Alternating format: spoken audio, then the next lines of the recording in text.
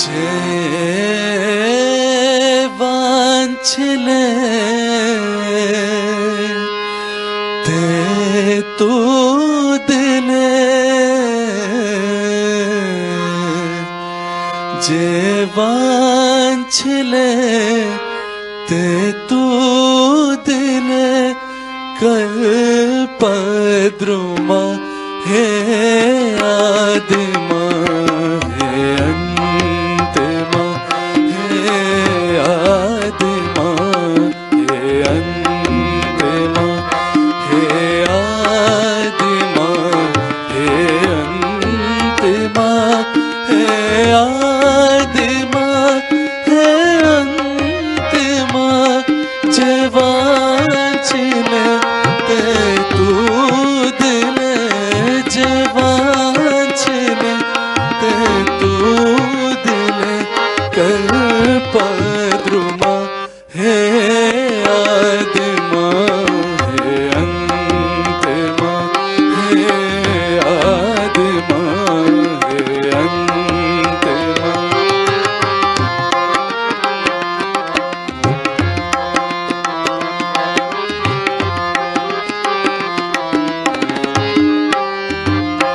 या मातीचे आकाश तू या मातीचे आकाश तू शिशिरात या मधुमास तू शिशिरात या मधुमास तू देशी मृता तू अमृता देशी मृता तू अमृता पुरुषोत्तमा हे आदिमा हे अंतिमा हे आदिमा हे अंतिमा।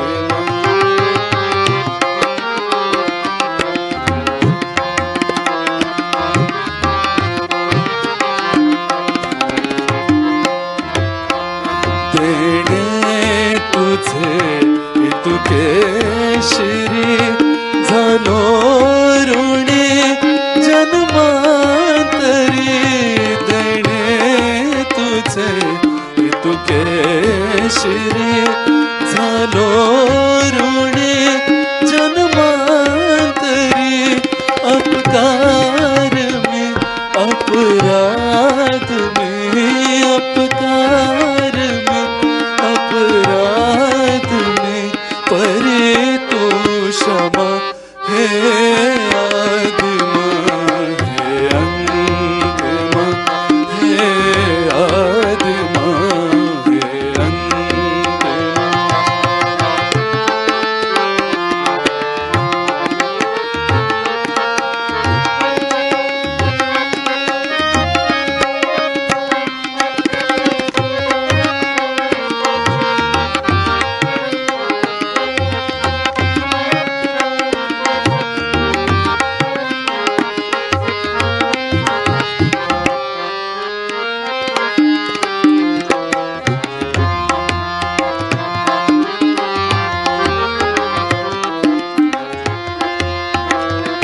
देणे जरी अमुछा श्री पर्यागी जना तू पार करी देणे जरी अमुछा श्री पर्यागी जना तू पार करी देशी जगा तू सहजोगा देशी जगा तू सहजोगा जन को तमा हे आदिमा हे अंतिमा हे आदिमा हे अंतिमा हे आदिमा हे अंतिमा हे आदिमा हे अंतिमा जवा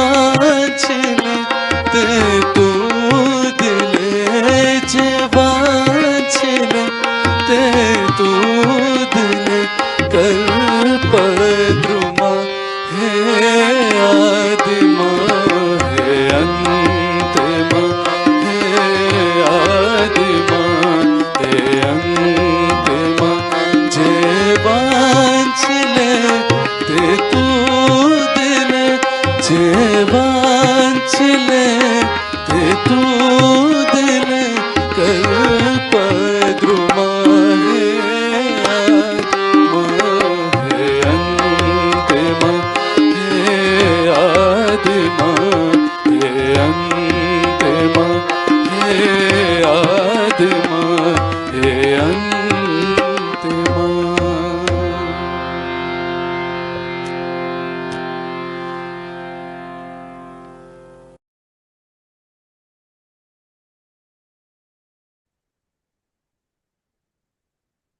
जय श्री माता जी। सभी का स्वागत है इस आनंद की यात्रा में।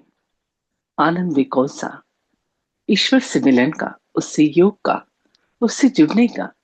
और जब उससे जुड़ते ही हमारा योग हो जाता है तो हम उस ईश्वर के निराकार स्वरूप को अनुभव कर सकते हैं। इस तरह से सहयोग, जैसा इसका नाम है, उतना ही सरल और सहज श्री माता जी निर्मला देवी द्वारा प्रदत्त योग की एक इतनी सुंदर विधि, जो अंतिम है कुंडलिनी शक्ति के जागरण के द्वारा उस ईश्वर से मिलन की। जो अष्टांग योग का पालन करना पड़ता था, यम नियम प्राणायाम प्रत्याहार ध्यान धारणा समाधि, और उसके बाद कहीं जाकर कुंडलिनी शक्ति के जागरण की बात की जाती थी। एक इतना कठिन रास्ता जिसे साधारण मानव कर ही नहीं सकता। इसीलिए सभी लोग कहते थे थोड़ा पूजा पाठ व्रत उपास दुआ प्रेयर यही सब कर लो। परंतु जब जब ईश्वर देखता है मानव जाति परेशान है, उसकी बनाई हुई सृष्टि में उथल पुथल है, तो वो किसी न किसी स्वरूप में हमारी मदद के लिए इस धरती पर आता है। इसी तरह से एक सेल अमीबा से आज हम मानव की स्थिति में बनते गए। एक एक स्वरूप इस धरती पर आता गया हमारी मदद के लिए और हमारे उत्थान के लिए, अपने गुणों को हमारे अंदर जागृत करने के लिए। और इस तरह से आज मानव का स्वरूप निर्माण हुआ पूर्ण रूप से, और अब महामानव बनने की स्थिति आ गई है कि जब आपकी शक्ति जागृत हो जाए तो आप औरों की भी कर सकते हैं। तो जब कुंडलिनी शक्ति जागृत होती है, उस सर्वव्यापी शक्ति से जो संसार चलाती है, कण कण में या अणु रेणु में है, जब उससे मिलन होता है तो उस शक्ति को हम अपने दोनों हाथों पर और सिर के ऊपर तालु भाग पर अनुभव कर सकते हैं। यह अनुभूति इतनी सुंदर है जिसका वर्णन हर धर्म में किया है। इसलिए सहयोग में सभी धर्म जाति उम्र वर्ग के लोग जुड़े हुए हैं। तो हिंदू धर्म में आदि गुरु शंकराचार्य, जिन्होंने हमारे चारों धाम की स्थापना की, उन्होंने अपने सौंदर्य लेनी नामक ग्रंथ में वर्णन किया है कि जब माँ की कृपा होती है, कौन सी माँ, कुंडलिनी, तो आपको सलीलम सलीलम ठंडा ठंडा चैतन्य महसूस होता है। बाइबल में इसे cool breach of the Holi ghost कहा है। तो मुस्लिम धर्म में इस रूप पातंजल ने रितंभरा प्रज्ञा और नानक साहब ने अलख निरंजन, और भी बहुत सारे इसके नाम हैं जो अलग अलग धर्मों में वर्णन किए हैं। परंतु कुंडलिनी शक्ति को जागृत करना बहुत ही कठिन था, इसलिए कोई भी इसकी जागृति की बात नहीं करता था। यहाँ तक कि एक महाराष्ट्र के बहुत बड़े संत हुए संत ज्ञानेश्वर, उन्होंने अपने छठे अध्याय में इसका वर्णन किया है। तो उस अध्याय को पढ़ना ही निषिद्ध कर दिया गया क्योंकि कार्य ही इतना कठिन था। पर माँ ने अपने बच्चों के प्रेम और करुणा के लिए इस धरती पर आकर इस शक्ति का जागरण बहुत सहज सरल और प्रमाणित कर दिया। और इसे हर कोई कर सकता है, कोई नियम नहीं, कोई बंधन नहीं कि इस तरह के कपड़े पहनना होगा या इस तरह का खाना खाना होगा या इस तरह का जीवन आज से शुरू करना होगा। जैसे है वैसे ही जीवन को और सुंदर ढंग से चलाने की कला है सहयोग। जैसा इसका नाम है वैसा ही कार्य भी। सब में आपके साथ जब इस जन्मी शक्ति का उस परमात्मा की शक्ति से योग, तो उस परमात्मा और हमारे बीच तो कोई आ ही नहीं सकता। इसलिए इतना अनमोल चीज जिसमें पैसों का कोई लेन देन नहीं। यहाँ तक कि हमने हमारे इस YouTube चैनल पर भी विज्ञापन के मोड बंद कर रखे हैं, ताकि इस परम कार्य में कोई विघ्न बाधा नहीं आ जाए। और आज पूरे विश्व में करीब 180 देशों में सहयोग फैला हुआ है, पूरी तरह से निःशुल्क। कहीं कोई इसका पैसा लिया दिया नहीं जाता है। क्या ईश्वर को आनंद को हम खरीद सकते हैं? यदि खरीद सकते तो लोग रोज खरीद लाते। चलो आज हम खरीद कर लाए हैं, आज का दिन सुंदर गुजरेगा। वो तो हमारे अंदर है। सिर्फ खुद को जानना, खुद को पहचानना है। ईश्वर की सर्वश्रेष्ठ रचना है मनुष्य। हम अपना मोल ही नहीं समझ रहे हैं कि उसने हमें कितना सुंदर बनाया है। बिल्कुल खुद के जैसा अपना स्वरूप उसने हमारे अंदर डाल दिया है। कुंडलिनी शक्ति परमात्मा की शुद्ध इच्छा है, तो आत्मा परमात्मा का प्रतिबिंब। और जब यह जागृत होती है, आत्मा से मिलकर संस्कार का भेदन करती है, तो सदाशिव जो संस्कार के ऊपर विराजमान है, उनसे मिलन के बाद पूर्णत्व की अनुभूति होती है। तो इस योग के ऊपर, इस चैतन्य शक्ति के ऊपर जो अभी आपके दोनों हाथों से और सिर के ऊपर तालु भाग से ठंडी या गर्म हवा के रूप में बहने लगेगी, इसके ऊपर बड़े बड़े साइंटिस्ट, डॉक्टर्स रिसर्च करने पर लगे हुए हैं कि जब वो परमात्मा के जो दो स्वरूप होते हैं, साकार और निराकार, जब उस निराकार से हम जुड़ जाते हैं, उस निराकार को अनुभव करने लगते हैं, तो हमारे अंदर क्या कॉस्मिक चेंजेस आते हैं। इसके ऊपर डब्ल्यूएचओ में शोध भी प्रकाशित हो चुके हैं और रशिया में सरकार ने इसको इंडिपेंडेंट थेरेपी के रूप में मान्यता दी है। तो बॉम्बे में इसका रिसर्च और हेल्थ सेंटर है। इस तरह से साइंटिस्ट अपने ढंग से खोज रहे हैं, तो आध्यात्मिक लोग आध्यात्मिक ढंग से। हमारा भारत देश बहुत ही धनी देश है। यहाँ पर आध्यात्म की इतनी गहनता है जिसको हम समझ ही नहीं पा रहे हैं। हमें कठिन लगता है ये रास्ता, पर माँ ने अपने बच्चों की प्रेम और करुणा से इस रास्ते को बहुत आसान कर दिया, जिसे छोटा बच्चा भी कर सके और पढ़ा लिखा भी और बना पढ़ा लिखा भी। तो जब हमने ये योग गांव में जाकर किसानों को कराया, उन्होंने सहज कृषि की, मतलब बीजों को बोने के पहले श्री माता जी के समक्ष रखा, जल रखा और ये चैतन्य जल और बीज जब खेतों में डाला और खेतों में रोज वाइब्रेशंस दिए, गणेश चतुर्थी का पाठ किया, तो फसल इतनी अच्छी आई कि उनका कहना था कि फसलों को कीड़ा नहीं लगता था, उस फसल की एक विशेष खुशबू है और जो सालों का कर्जा था वो खत्म हो गया। इसी तरह से जब ये योग हमने कॉलेज, स्कूल, हॉस्टल्स में जाकर बच्चों को कराए, तो बच्चों का EQ, IQ, grasping power, memory, यह सब तो ठीक हो ही जाता है। पर उससे सबसे बड़ी बात जो मैंने बच्चों के अंदर देखी, क्योंकि मैं खुद करीब 30 साल से इस योग से जुड़ी हूँ और भारत के बहुत सारे शहरों में रहने का अवसर मिला, दिल्ली, बॉम्बे, कलकत्ता, पुणे, इंदौर, जहाँ रही, माँ के आशीर्वाद से खुद तो करती रही, पर जन जन तक भी सहयोग को पहुंचाती रही। तो देखा, वो बच्चे इतने अच्छे बनते हैं कि कभी अपशब्द नहीं बोलते, गलत गलत रास्ते नहीं जाते, गलत चीज नहीं खाते, गलत रास्ता नहीं अपनाते और बिल्कुल पारस की तरह होते हैं। जहां जाते हैं अपने जैसे 10 और बना के लाते हैं। वो बच्चे बड़ों का इस तरह से रिस्पेक्ट करते हैं जैसे बड़े उनके लिए भगवान हो। इस तरह से बच्चों के व्यक्तित्व का निर्माण होता है। इसी तरह से जब ये योग हमने डॉक्टर्स के बीच में जाके कराया और उन्होंने अपने पेशेंट पे करा, तो उनका ऐसा कहना था कि वो पेशेंट जिनका कि इलाज ही संभव नहीं था, उनकी रिकवरी जल्दी होने लगी। उन्हें ध्यान और मेडिसिन दोनों दी। साइंटिस्ट ने अपने ढंग से, तो गायकों ने अपने ढंग से, इस तरह से जो जिस क्षेत्र से आया था, उसने अपने क्षेत्र में इस चैतन्य शक्ति का या इस वाइब्रेशंस का प्रयोग किया और बहुत ही सुंदर और सटीक निर्णय निकले। यहाँ तक कि आप किसी अच्छे कार्य के लिए जा रहे हैं, तो उस व्यक्ति को वाइब्रेशन दीजिए, ब्लेसिंग दीजिए। कोई परेशान कर रहा है तो बंधन डालिए, शुभ ईटिंग कीजिए। ऐसी छोटी छोटी चीजों के माध्यम से आप अपनी प्रॉब्लम को इस चैतन्य शक्ति का प्रयोग कर कर ठीक कर सकते हैं।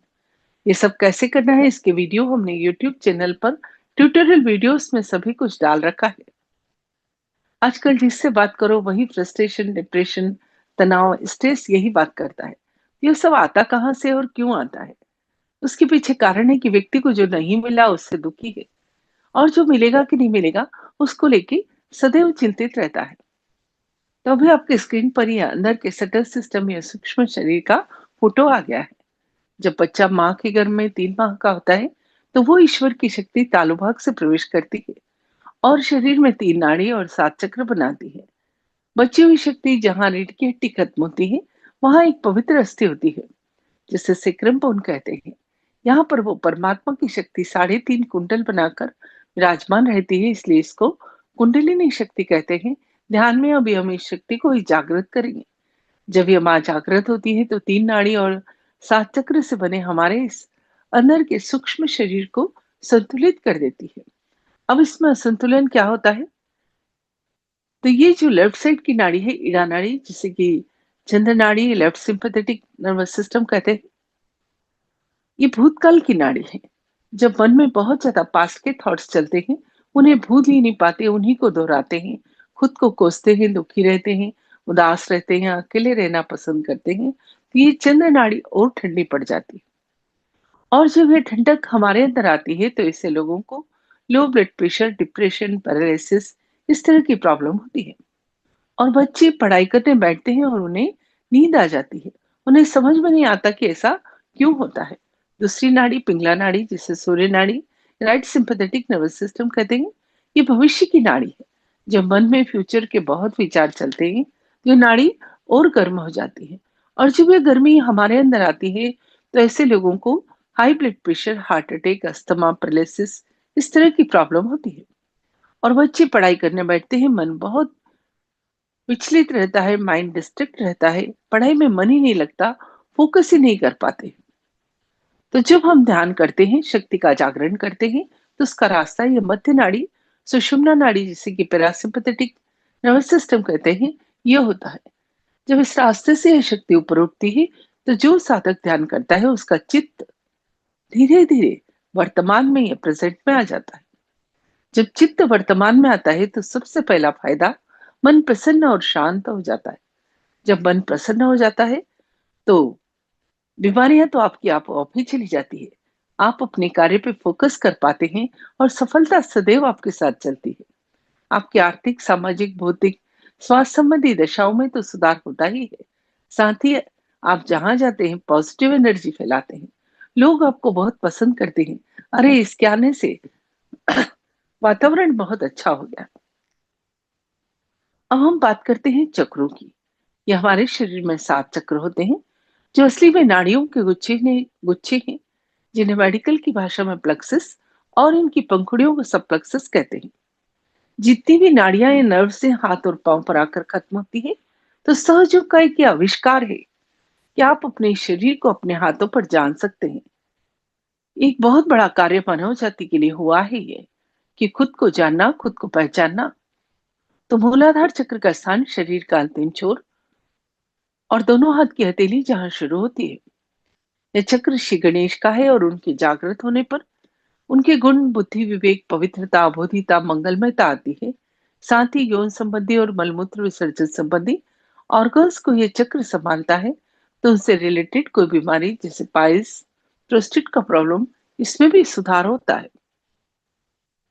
इसके बाद आता है सेकंड नंबर पर स्वादिष्ठान चक्र, जिसे दोनों हाथ के अंगूठे पर जान सकते हैं। और श्री ब्रह्मदेव सरस्वती इसे संभालते हैं। लिवर, किडनी, पेंक्रियास में कोई दोष है, वो दूर होता है।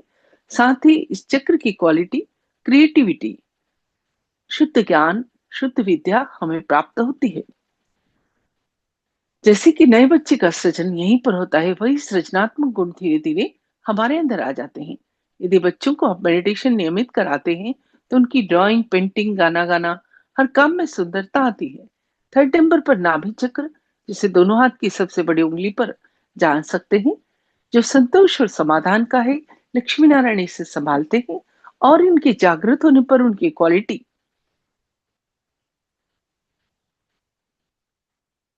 कि लक्ष्मी की कृपा, पैसों में बरकत, पैसों को आप सुख उठा पाते हैं। पैसे वाले तो बहुत लोग हैं, पर सुख सबके घर में नहीं है। इस चक्र की क्वालिटी जब हमारे अंदर आती है, क्योंकि जब कुंडलिनी माँ ऊपर उठती है, तो इन चक्रों को नरिश करती है, इन्हें खोलती है। इन पे विराजमान देवता प्रसन्न होकर, जागृत होकर अपने गुण हमारे अंदर जागृत करते हैं। और इस चक्रों से रिलेटेड जो कोई बीमारी है, धीरे धीरे उसमें भी सुधार होता है। इसके बाद भवसागर गुरुओं का स्थान है। महान गुरु दत्तात्रेय साईनाथ, दोनों हाथ की हथेली के बाहरी हिस्से में, और ये ग्रीन कलर का गुलाब दिख रहे हैं, इस चक्र को फील कर सकते हैं। जब कुंडलिनी माँ यहाँ पर आती है, तभी इस भवसागर से हम पार हो पाते हैं। और जब बच्चों के अंदर ये गुरु तत्व जागृत होता है, तो ग्रुप डिस्कशन, इंटरव्यू, वाइवा, हर जगह अपनी बात को बहुत अच्छे से वो समझा पाते हैं। इसके बाद आता है हृदय चक्र, दोनों हाथ की छोटी उंगलियों पर। माँ जगदम्बा इसे संभालती है और उनके जागृत होने पर इम्यूनिटी सिस्टम स्ट्रांग होता है, रोग प्रतिरोधक क्षमता। और बच्चे जो परीक्षाओं के समय बार बार बीमार होते हैं, क्योंकि उन्हें डर बहुत लगता है। वह डर भी दूर होने से बीमार नहीं होते। जिन महिलाओं को ब्रेस्ट कैंसर की प्रॉब्लम है, कहीं ना कहीं वो अपने आप को बहुत इनसिक्योर फील करती है। यदि वो ध्यान करें तो इस प्रॉब्लम से धीरे धीरे छुटकारा मिलेगा। इसके बाद आता है विशुद्धि चक्र। आज इस चक्र पर ही विस्तार से बात करेंगे। विशुद्धि चक्र का स्थान गले में और अंगूठी के पास वाली उंगली पर होता है। श्री राधा कृष्ण इसे संभालते हैं और उनके जागृत होने पर उनके क्वालिटी की वाणी में मधुरता, व्यक्तित्व में आकर्षण, साक्षी भाव, यह सब गुण हमारे अंदर धीरे धीरे जागृत होते हैं। आज इस चक्र पर ही हम विस्तार से बात करेंगे। रोज हम कोशिश करते हैं एक चक्र पर विस्तार से बात करने की और बाकी सभी चक्रों पर शॉर्ट में, ताकि नए और आप पुराने लोग इस चीज को समझ सके और गहनता में भी उतर सके। यह विशुद्धि चक्र 16 पंखुड़ियों का बना है और श्री राधा कृष्ण मध्य में, बाईं तरफ विष्णु माया, दाईं तरफ श्री विठ्ठल रुक्मिणी का स्थान है। विष्णु माया जो श्री कृष्ण की बहन थी, जिनके कारण आसमान में बिजली चमकती है, ये आपके स्क्रीन पर दिखा रहे हैं। हाथों पर, पांव पर, सिर पर इस चक्र की स्थिति। ये विशुद्धि चक्र आकाश तत्व या इथर एलिमेंट से बना होता है। नाक कान गले से संबंधित ऑर्गन्स को यह चक्र संभालता है। जो लेफ्ट विशुद्धि चक्र है विष्णु माया का है और जब यह कुपित होती है तभी बिजली चमकना, भूकंप आना, ज- जलजला होना, इस तरह की दुनिया में प्रॉब्लम आती है। जब आपके भाई बहन के रिश्तों में अच्छे सुधार नहीं होता है या व्यक्ति की दृष्टि अपवित्र होती है दूसरे के प्रति, तो ये विशुद्धि चक्र खराब हो जाता है। तभी ये एंजाइना वगैरह इस तरह की प्रॉब्लम होती है। इसको ठीक करने के लिए लेफ्ट हैंड शिव माता जी की तरफ और राइट हैंड को कंधा और गर्दन जहां मिलते हैं वहां पर रखते हैं और गर्दन को दाईं तरफ या राइट साइड घुमाते हैं। यहाँ पर आपको 16 बार कहना होगा, माँ मैं निर्दोष हूँ। अब आपकी हर प्रार्थना सुनी चाहिए। जो आप प्रार्थना करेंगे वो आपकी प्रार्थना पहुंचती है।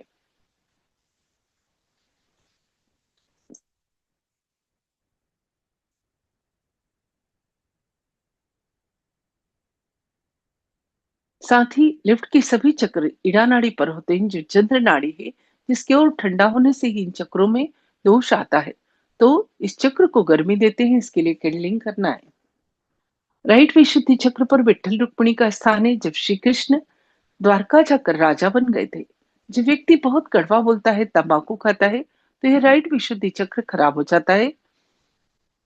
इसके लिए राइट हैंड शिव माता जी की तरफ और लेफ्ट हैंड को या बाएं हाथ को गर्दन और कंधा जहां मिलता है वहां पर रखते हैं और गर्दन को बाईं तरफ या लेफ्ट साइड में घुमाते हैं। यहाँ पर आपको 16 बार प्रार्थना करनी होगी कि माँ कृपा करके मेरी वाणी में मिठास दो, मधुरता दो। मध्य विशुद्धि चक्र श्री राधा कृष्ण का है और उनके जागृत होने पर उनकी क्वालिटी की वाणी में मधुरता, व्यक्तित्व में आकर्षण, साक्षी भाव, बुद्धि चातुर्य, ये सभी क्वालिटी हमारे अंदर धीरे धीरे जागृत होती है।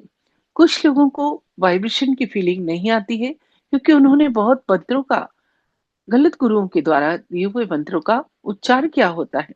उसके लिए इस विशुद्धि चक्र को ठीक करने के लिए लेफ्ट हैंड श्री माता जी की तरफ बायां हाथ और दायां हाथ या राइट हैंड अपने गर्दन पर रखकर यदि आप 16 बार प्रार्थना करते हैं कि श्री माता जी कृपा करके जो भी मैंने मंत्र बोले हैं उन्हें सिद्ध कर दीजिए, तो आपके इस विशुद्धि चक्र के दोष धीरे धीरे दूर हो जाते हैं। इस तरह से छोटी छोटी सी चीजें हैं जिनके माध्यम से इस विशुद्धि चक्र को ठीक किया जा सकता है। साथ ही रात को सोने से पहले यदि आप मक्खन गर्म पानी या दूध में डालकर पीते हैं तो भी इस विशुद्धि चक्र में सुधार होता है। दोनों कंधों पर श्री चक्र और ललित चक्र का स्थान है। यदि हम कंधों को खुला रखते हैं, एक्सपोज करते हैं, तो भी आपके गर्दन और कंधे में प्रॉब्लम आ जाती है। इसलिए कंधों को सदैव ढक कर रखें। कुछ चीजें हैं जो श्री माता जी ने बताई हैं कि भारतीय संस्कृति का हमारे जीवन में कितना महत्व है, जिन्हें पालन करना ही होगा। दोनों बहुओं के मध्य में हंसा चक्र है। ये सभी विशुद्धि चक्र के ही पार्ट हैं। हंसा चक्र सत विवेक का है, जिससे हंस दूध और पानी को अलग कर देता है। बिल्कुल उसी तरह से जब बचपन में ही, कम उम्र में ही ज्यादा जिम्मेदारी आने से हंसा चक्र खराब होता है, तभी साइनस वगैरह इस तरह की बीमारी होती है। इसे ठीक करने के लिए बायां हाथ लेफ्ट हैंड श्री माता जी की तरफ और राइट हैंड के अंगूठे के पास वाली उंगली दोनों भुवों के मध्य में क्लॉकवाइज घड़ी के कांटे की दिशा में घुमाकर आप प्रार्थना करें कि माँ कृपा करके मुझे सत सत विवेक प्रदान करो। आपका इस संसार चक्र में कोई खराबी है वह भी दूर हो जाती है। साथ ही नाक में घी कपूर डालने से भी इस चक्र में सुधार आता है। इस तरह से आज हमने इस विशुद्धि चक्र के बारे में जाना। यह चक्र नाक कान गले से संबंधित ऑर्गन्स को कंट्रोल करता है। तो जब ये चक्र जागृत होता है तो इससे रिलेटेड कोई बीमारी जैसे स्पेंडोलाइटिस थायराइड उसमें भी सुधार होता है। साथ ही श्री कृष्ण की क्वालिटी कि वो जहां जाते थे लोग उनसे मंत्र मुग्ध हो जाते थे, वही गुण हमारे अंदर धीरे धीरे डेवलप होते हैं। अब कल हम आज्ञा चक्र पर विस्तार से बात करेंगे। रोज हम कोशिश करते हैं एक चक्र पर विस्तार से बात करने की और बाकी सभी चक्रों पर शॉर्ट में। आज्ञा चक्र का स्थान कपाल के मध्य और सर के पीछे होता है। क्षमा का यह चक्र है और जब ये चक्र खराब होता है तभी सिर दर्द, माइग्रेन की प्रॉब्लम, इस तरह से प्रॉब्लम होती है। इस चक्र से ऊपर उठना बहुत ही कठिन रास्ता था क्योंकि इसकी क्वालिटी ही ऐसी है, क्षमा करना। यहाँ पर जाकर कुंडलिनी माँ रुक जाती है क्योंकि लेफ्ट नाड़ी राइट में और राइट नाड़ी लेफ्ट में जाकर इस चक्र को ब्लॉक कर देती है। जब श्री माता जी के आशीर्वाद से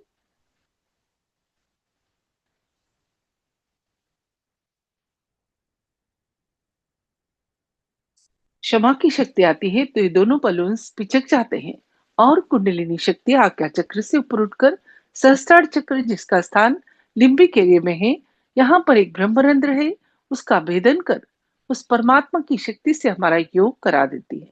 और जब योग घटित होता है तो उस शक्ति को दोनों हाथों पर और सिर के ऊपर तालु भाग पर ठंडी या गर्म हवा के रूप में महसूस कर सकते हैं, जो अभी इसी वक्त आप अनुभव करेंगे। उसके पहले हम इस अंदर के सूक्ष्म शरीर को शुद्ध करेंगे। तो जिन 5 तत्वों से हम बने हैं, जल, आकाश, अग्नि, पृथ्वी और वायु, उन्हीं 5 तत्वों का इस्तेमाल करेंगे। कैसे करना है थोड़ा सा आप सीख लीजिए। दोनों हाथों को घुटनों पर खोलकर रखें। अब सीधा हाथ या राइट हैंड धरती मां पर हथेली को चिपका कर, जो नीचे नहीं बैठ सकते हैं हाथ को साइड में छोड़ दें। अब फिर से दोनों हाथ घुटने पर और अपना बायां हाथ या लेफ्ट हैंड कोहनी से मुड़कर आकाश की तरफ मेरे साथ साथ करते चलिए। फिर बाद में आंख बंद करके करेंगे और जो भी प्रार्थनाएं करनी है वो मैं बोलती जाऊंगी। आप बिल्कुल मन में दोहराइएगा, होठ भी नहीं हिलाना है। दोनों हाथ जमीन पर रखें, जो ऊपर बैठे हैं साइड पे छोड़ दें। अब सीधा हाथ हृदय पर, राइट हैंड को आत्मा के स्थान पर जहां धक धक आवाज आती है।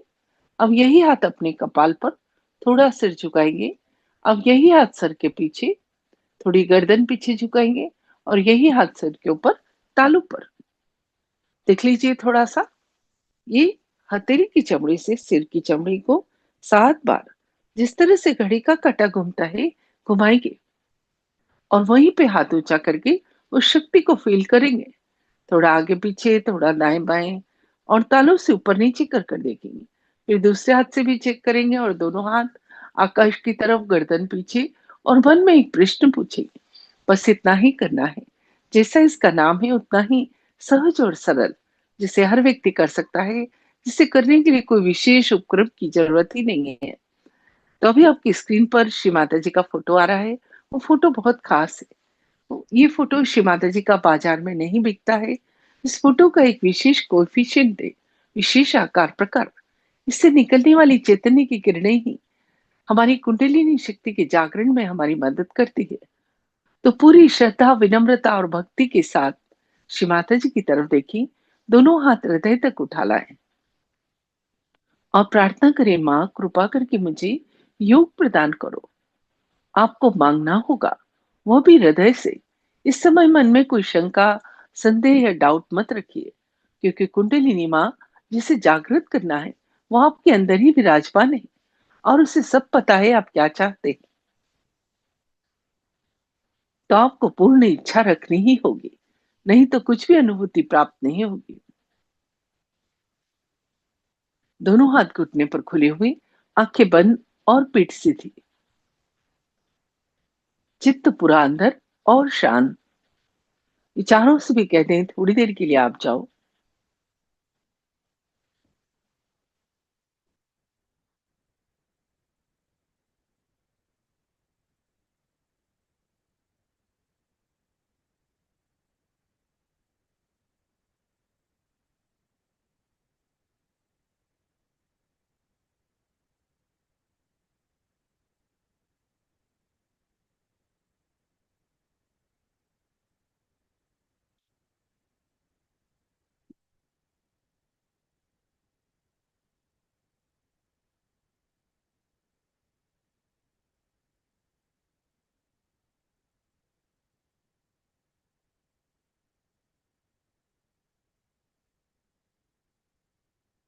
पूर्ण शांत, पूरा चित्त अपने अंदर।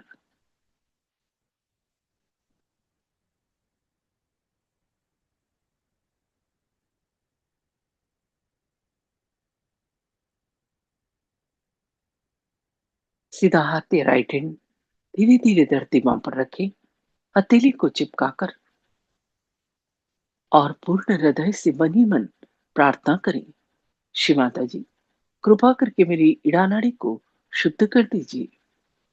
इड़ा नाड़ी का स्थान रीढ़ की हड्डी के थोड़ा सा बाई तरफ या लेफ्ट साइड में।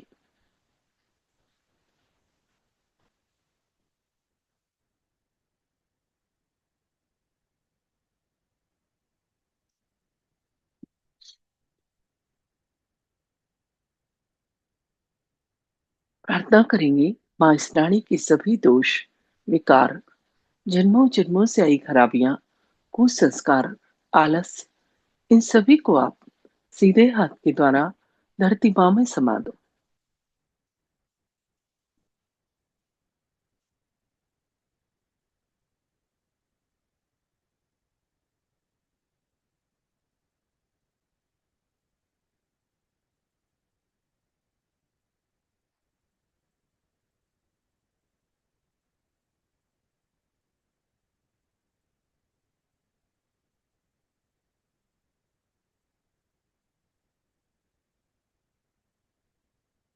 आपको अनुभव हो सकता है कि लेफ्ट हैंड पर कुछ फील हो रहा है, बाएं हाथ पर, और दाएं हाथ या राइट हैंड से कुछ निकलकर धरती में जा रहा है। बहुत ही सूक्ष्म प्रक्रिया है, ध्यान से महसूस कीजिएगा।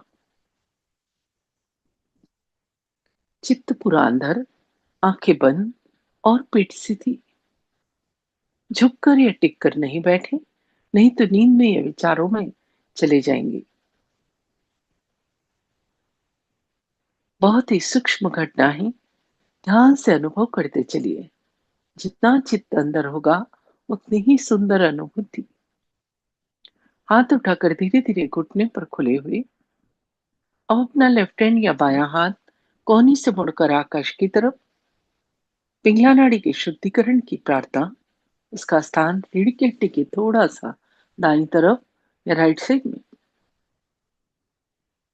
प्रार्थना करेंगे, मां इस नाड़ी के सभी दोष, विकार, भविष्य की चिंताएं, अतिरिक्त गर्मी, कृपा करके लेफ्ट हैंड के द्वारा आकाश तत्व में समा दो।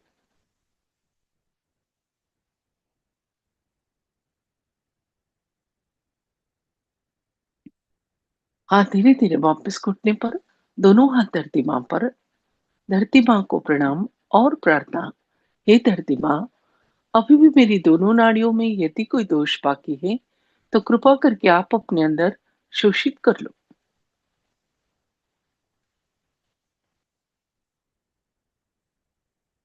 चित्त मध्य नाड़ी, सुषुम्ना नाड़ी पर, दोनों हाथ घुटने पर खुले हुए। मां को हृदय पूर्वक प्रार्थना। मां, कृपा करके मेरी सुषुम्ना नाड़ी को जागृत कर दो और मुझे वर्तमान में स्थापित कर दो। मांगना हृदय से होगा और पूरी श्रद्धा और भक्ति के साथ, क्योंकि एक बहुत बड़ा कार्य हो रहा है। जन्मों की तपस्या पूर्ण होने का एक जीवंत घटना मां के आशीर्वाद से हमारे अंदर घटित हो रही है।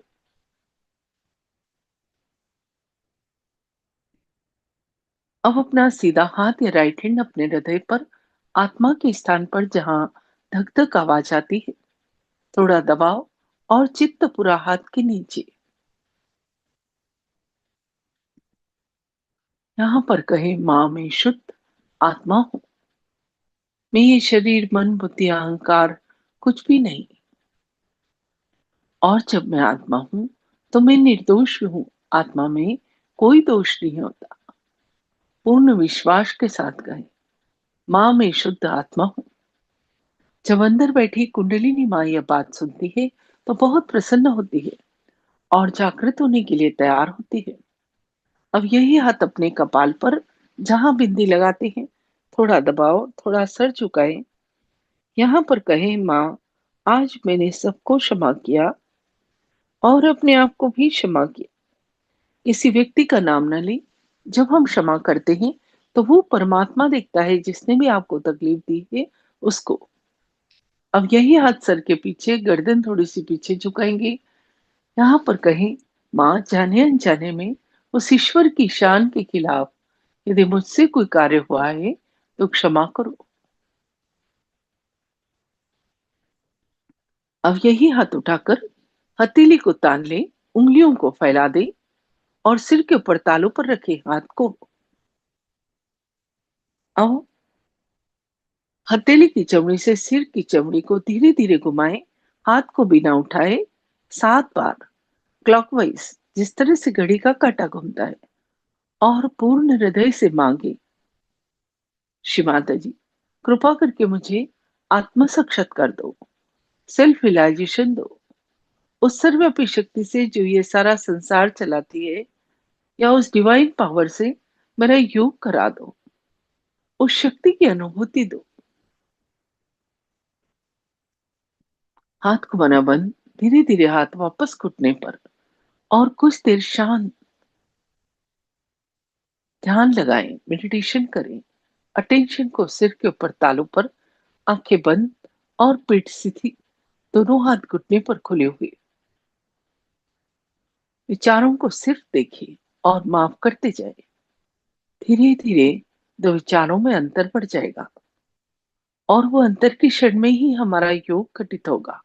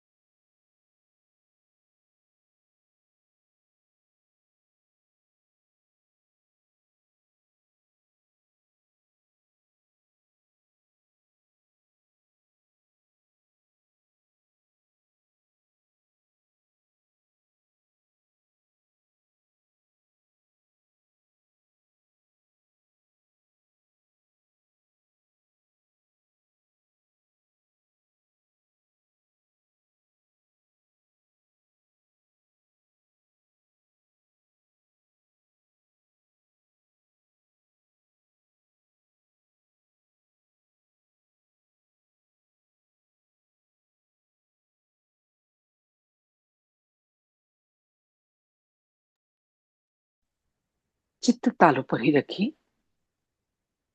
और दोनों हाथ की हथेलियों पर मिलाएं। क्या अनुभव हो रहा है खाली महसूस करें।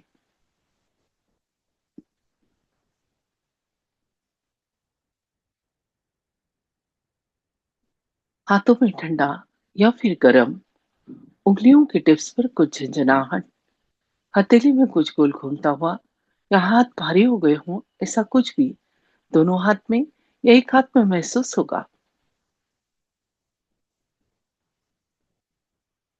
ये जो अनुभव हो रहा है ये इस बात का प्रमाण है कि हमारा योग घटित हो गया। उस परमात्मा की निराकार शक्ति हमारे दोनों हाथों पर और सिर के ऊपर तालु भाग पर ठंडी या गर्म हवा के रूप में महसूस होने लगी है। और अधिक जानने के लिए सीधा हाथ उठाकर सिर के ऊपर तालू पर लाएं। हाथ को बालों से 4-5 इंच ऊपर और अनुभव करें तालू से निकलती हुई ठंडी या गर्म हवा हथेली को छूती हुई। कंफर्म करने के लिए हाथ थोड़ा तालू से आगे पीछे, थोड़ा दाएं बाएं और तालू से ऊपर नीचे कर कर देखें किसी किसी को तो बहुत ऊपर तक ठंडी चैतन्य लहरियां महसूस होती है। वापस हाथ घुटने पर ले आए।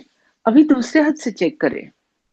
हाथ को तालू से थोड़ा ऊपर रखें और अनुभव करें तालू से निकलती हुई ठंडी या गर्म हवा हथेली को छूती हुई। थोड़ा हाथ आगे पीछे, थोड़ा दाएं बाएं और तालू से ऊपर नीचे कर कर देखिए।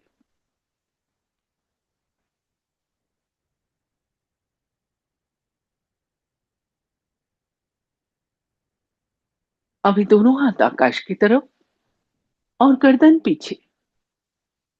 यहाँ पर एक प्रश्न पूछे, माँ, क्या यही वो शक्ति है जो सारा संसार चलाती है? क्या यही परमात्मा के प्रेम की शक्ति है? क्या यही डिवाइन पावर है? उत्तर में आपके हाथों पर और स्पष्ट अनुभूति होगी। जो अनुभव हो रहा था ठंडी या गर्म चैतन्य लहरियों का, और बढ़ जाएगा। हाथ धीरे धीरे वापस घुटने पर। कुछ सेकंड शांत अपने अंदर देखें। इस समय की स्थिति को। क्या मन शांत है, प्रसन्न है, विचार कम है? यदि इसका उत्तर हाँ है तो दोनों हाथ जोड़ लें। अंदर बैठी कुंडलिनी माँ और श्री माता जी को धन्यवाद स्वरूप प्रणाम करें। धीरे धीरे आंखें खोलें और हाथ भी खोल लें। जय श्री माता जी। जिन्होंने भी आज पहली बार ज्वाइन किया या कुछ ही दिनों से आ रहे हैं, सभी से मेरी रिक्वेस्ट है, लगातार सेशन को तब तक अटेंड करें जब तक चक्रों नाड़ियों का ज्ञान और चैतन्य या वाइब्रेशंस की अनुभूति नहीं हो जाती। उसके बाद आप हमारे गहन ध्यान का सेशन अटेंड कर सकते हैं, जिसकी जानकारी अभी आपको दी जाएगी। जय श्री माता जी।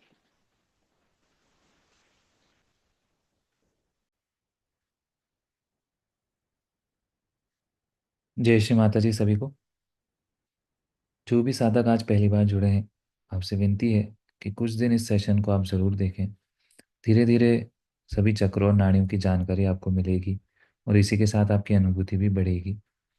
नए साधकों के लिए आत्म साक्षात्कार के कार्यक्रम रोज़ दिन में 3 बार इसी यूट्यूब चैनल पर लाइव रहते हैं। पहला कार्यक्रम सुबह 8 बजे, दूसरा दोपहर 4:15 और तीसरा रात 7:45 बजे। अपनी सुविधा अनुसार आप कोई सा भी कार्यक्रम अटेंड कर सकते हैं। सुबह 8 बजे और दोपहर 4:15 बजे के कार्यक्रम के बाद, ध्यान के बाद, आप अपने प्रश्न भी हमसे यूट्यूब पर लाइव चैट में पूछ सकते हैं या जूम मीटिंग ज्वाइन करके डायरेक्ट बात भी कर सकते हैं। आप चैनल सब्सक्राइब कर लेंगे तो रोज़ होने वाले कार्यक्रम की लिंक आपको ईजिली मिलती रहेगी। इसी के साथ इस चैनल पर हमने बहुत से ट्यूटोरियल वीडियोस, वर्कशॉप के वीडियोस, चक्रों नाड़ियों की जानकारी के वीडियोस भी अपलोड किए हैं, जिन्हें देखकर आप सहजयोग की पूरी जानकारी ले सकते हैं। जिन साधकों को कुछ समय हो गया है, आप चाहें तो रोज़ 5:30 बजे गहन ध्यान का कार्यक्रम भी इसी यूट्यूब चैनल पे होता है, उसे भी अटेंड कर सकते हैं। सभी साधकों से विनती है, सुबह शाम 5 से 10 मिनट ध्यान ज़रूर करें। रोज़ फुट सोकिंग करें, श्री माता जी के प्रवचन सुने और सप्ताह में कम से कम एक बार सामूहिक ध्यान के लिए आप अपने अपने शहर या गांव के सेंटर पर ज़रूर जाएं। सेंटर कहाँ और कितने बजे लगता है, इसकी जानकारी आप ऑनलाइन देख सकते हैं या हमसे भी पूछ सकते हैं।